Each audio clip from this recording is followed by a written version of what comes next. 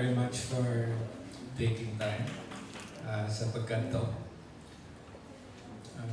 Damo gini pero may difficulties sa visual artist daw. Wala ka may mahambal kay gito. Ang means of communication sa visual artist is visual communication. So kung isa ka struggle sa when it comes to hambal-hambal. Pero wala na ka mo choice, alin na ka mo, matigil ka mo. So ang current ko nga work sa Babaw, Inner Journey, is actually a thematic iteration sa previous exhibition called Modes of Nature. So ang Modes of Nature, nag-tackle siya sa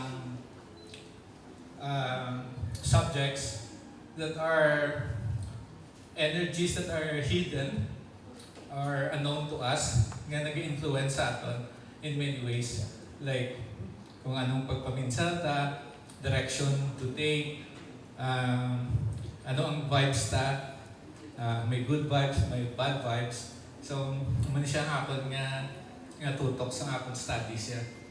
So, it is ang set of works sa Babaw is further exploration sa meaning subjects. So, it's like makanto ka sa isa ka place and then pagpuli mo, ma-dive ka deeper sa subject na nakuha mo. And then, you experiment, you explore. So, ano siya ang output so far sa Babaw. So, ang ining exhibition will not be possible kung hindi sa pagka-organize ang Team Orange. Kaya namin ka stress-free ang malapit na lang show pero wala ka gina mabatsagan ni stress because very organized, hindi ka tama. So thank you very much sa team sa Orange